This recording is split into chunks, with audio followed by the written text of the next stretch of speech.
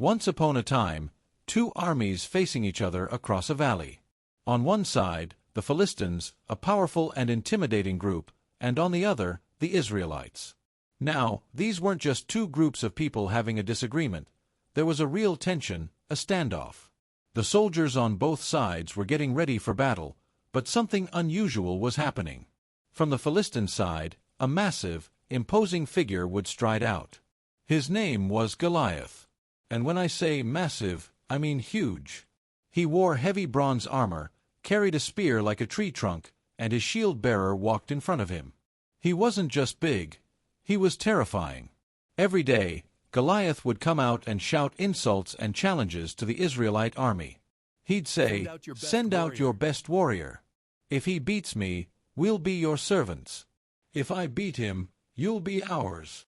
Now, you can imagine how the Israelite soldiers felt. They were frozen with fear. This went on for 40 days. 40 days of Goliath's taunts, and 40 days of the Israelite army being paralyzed by dread. Among the Israelites, there were 3 brothers, sons of a man named Jesse. They were soldiers, ready to fight, but even they, along with the rest of the army, were intimidated by Goliath. Meanwhile, back home, their youngest brother, a young man named David, was just doing his job, tending his father's sheep. He was a shepherd, used to quiet pastures, protecting his flock from lions and bears. He was young, probably not even considered a man by military standards, and certainly not a warrior. One day, Jesse asked David to take some food to his brothers on the battlefield and bring back news of how they were doing. So, David packed up the supplies and headed towards the camp. When he arrived, he heard the familiar shouts of Goliath, echoing through the valley. He saw the fear on the faces of the soldiers, including his own brothers. David was confused. He couldn't understand why no one was standing up to this giant. He heard people talking about how whoever defeated Goliath would receive a great reward, but more than that, David felt a sense of outrage. How could this uncircumcised Philistine defy the armies of the living God?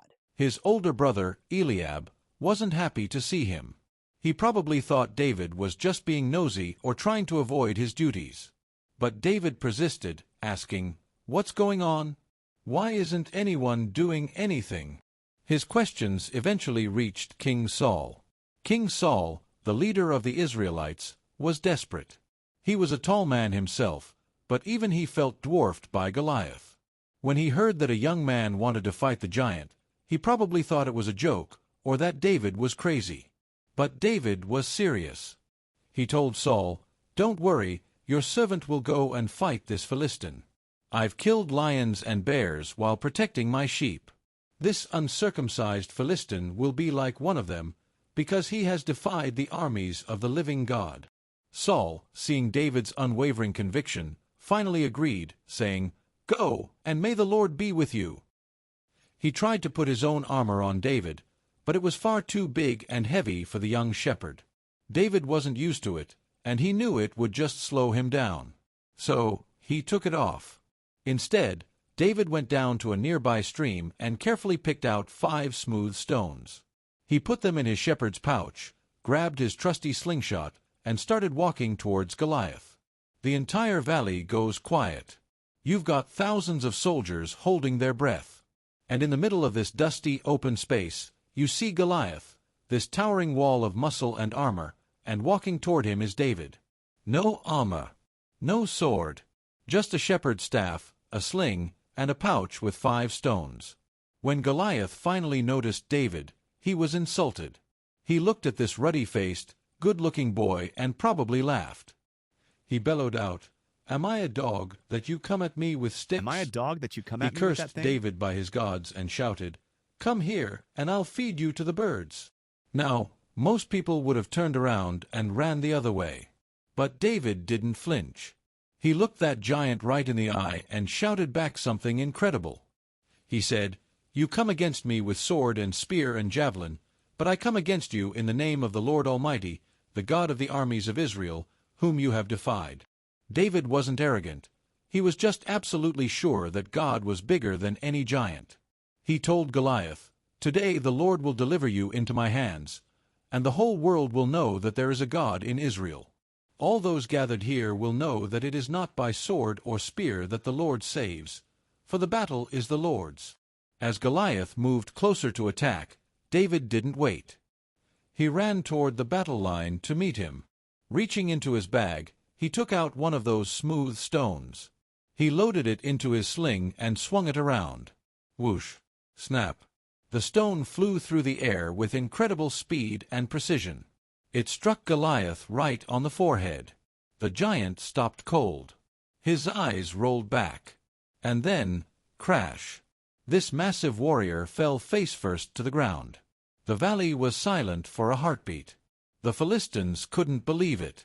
Their champion was down, defeated by a shepherd boy with a single stone. When the Philistines saw their hero was dead, they turned and ran. The Israelites let out a massive cheer and chased after them, winning a huge victory that day. It was an impossible victory. David, the underdog, the one nobody believed in, not even his own brothers, had done what an entire army was too afraid to do. But here is the beautiful resolution to this story. David didn't win because he was the strongest, or the biggest, or because he had the best equipment. Remember, he actually took off the king's armor because it didn't fit him. He won because he was authentic. He used the skills he had, shepherding and slinging stones, and he placed his complete trust in something bigger than himself. So, what can we take away from this today? We all face giants in our lives. Maybe your giant isn't a 9-foot warrior. Maybe your giant is fear. Maybe it's a financial problem, a difficult relationship, an illness, or a massive goal that feels impossible to reach. It's that thing that stands in your path and taunts you, making you feel small and powerless. The story of David and Goliath teaches us two powerful things. Don't try to wear someone else's armor. You don't have to be someone you're not to overcome your challenges. Use your own gifts, your own experiences, and your own voice. What you have in your hand right now is enough. Faith overcomes fear. When you face your giant, don't look at how big the giant is. Look at how big your God or your faith is. Perspective changes everything. David ran toward the roar, not away from it. And you can too. Thanks for watching, everyone. I hope this story reminds you that no giant is too big to fall. See you next time.